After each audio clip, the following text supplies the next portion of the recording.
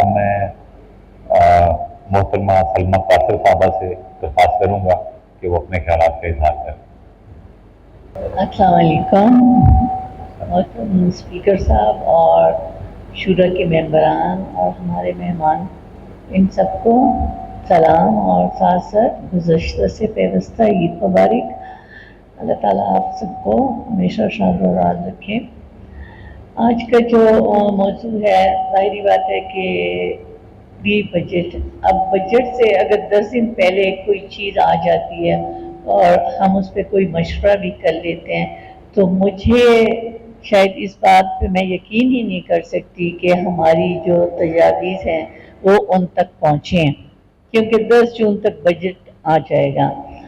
تو بہرحال یہ ہے کہ جو کچھ ہم ایک ناقص رائے رکھتے ہیں اس میں تھوڑی بہت بات تو میں کر سکتی ہوں، لیکن بہتر ہے کہ بجٹ جب بنتا ہے تو اس میں ہزاروں لوگ انوالو ہوتے ہیں، ہر طرح کے ادارے، ہر طرح کے لوگ، کاروباری لوگ، مختلف قسم کے منصوبے بنانے والے، اسٹاک ہولڈر والے۔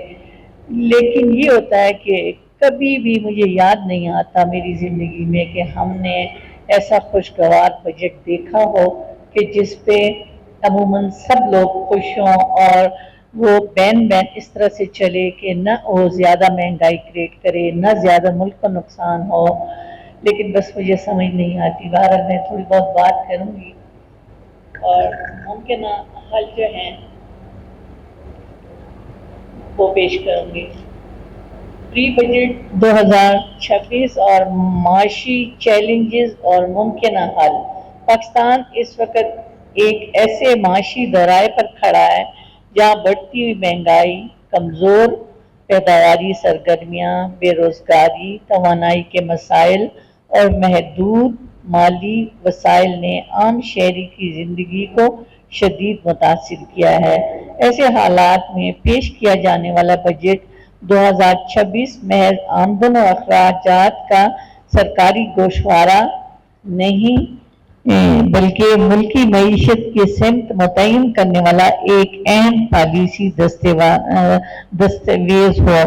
اس بجٹ کی کامیابی کا انحصار اس بات پر ہوگا کہ آیا عوامی فلاح، معاشی استحکام اور پائیدار ترقی کے درمیان مؤثر توازن قائم کر پاتا ہے یا نہیں۔ موجودہ معاشی صورتحال اس امر کی متقاضی ہے کہ بجٹ سازی میں عوامی مفاد کو اولین ترجیح دی جائے اور ایسی پالیسی اختیار کی جائے جو عام آدمی کی زندگی میں حقیقی بہتری لا سکیں۔ پاکستان کی معیشت کو درپیش سب سے بڑا مسئلہ مہنگائی کا ہے، جس نے کم آمدنی والے طبقے کی قوت خرید کو نمایاں طور پر کمزور کر دیا ہے۔ خوراک، بجلی، گیس، تعلیم اور صحت جیسی بنیادی اخراجات میں مسلسل اضافہ عوام کے لیے شدید مشکلات کا باعث بن رہا ہے۔ لہٰذا 2026 کے بجٹ میں سب سے پہلی ترجیح مہنگائی کے اثرات کو کم کرنا ہوگی۔ اس مقصد کے لیے ضروری ہے کہ بنیادی اشیاء ضروری پر ٹیکسوں میں کمی کی جائے، زرعی پیداوار بڑھانے کے لیے کسانوں کو سستی کھاد، بیج اور زرعی قرضے فراہم کیے جائیں اور اشیاء خورد و نوش کی ترسیل کے نظام کو مؤثر بنایا جائے تاکہ مصنوعی قلت اور ذخیرہ نوزی کا خاتمہ ہو۔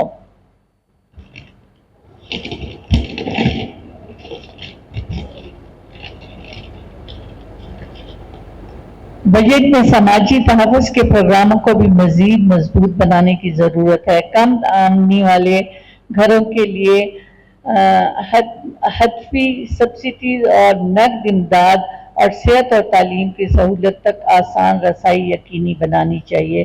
تاہم صرف امدادی پیکیج ہی کافی نہیں ہوتے، اصل ضرورت ایسے معاشی مواقع پیدا کرنے کی ہے جو افراد کو مستقل آمدن فراہم کر سکے۔ اس سلسلے میں روزگار کے نئے مواقع کرنا حکومت کی اہم ذمہ داری ہے۔ پاکستان کی آبادی کا ایک بڑا حصہ نوجوانوں پر مشتمل ہے، مگر روزگار کے مناسب مواقع نہ ہونے کی وجہ سے یہ طبقہ بری طرح سے مسئلہ جا رہا ہے۔ بجٹ 2026 میں چھوٹے اور درمیانے درجے کے کاروبار خصوصی مہارت دینی چاہیے، کیونکہ یہی شعبہ روزگار پیدا کرنے کی سب سے زیادہ صلاحیت رکھتا ہے۔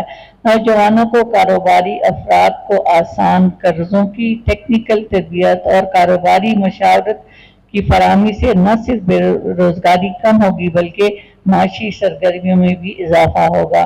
اس طرح آئی ٹی، ڈیجیٹل معیشت اور برآمدی صنعتوں میں بھی سرمایہ کاری کو ترجیح دینا وقت کی اہم ضرورت ہے۔ ٹیکس کے نظام میں بھی اصلاحات بھی بجٹ کی کامیابی کے لیے ناگزیر ہے۔ پاکستان میں ٹیکس کا بوجھ اکثر انہی افراد اور شعبوں پر پڑتا ہے جو پہلے ہی سے ٹیکس ادا کر رہے ہوتے ہیں، جبکہ معیشت کے کسی حصے میں ٹیکس نیٹ سے باہر رہتے ہیں۔ ایک منصفانہ اور مؤثر ٹیکس نظام کے لیے ضروری ہے کہ ٹیکس نیٹ کو وسیع کیا جائے اور غیر دستاویزی معیشت کو رسمی معیشت میں شامل کیا جائے اور ٹیکس وصولی کے نظام کو ڈیجیٹل بنایا جائے۔ اس کے ساتھ ساتھ غیر ضروری اور فضول سرکاری اخراجات میں بھی کمی کی بہت ضرورت ہے تاکہ مالی وسائل اور عوام اور فلاح و بہبود کے منصوبوں پر خرچ کیا جا سکے۔ شکریہ۔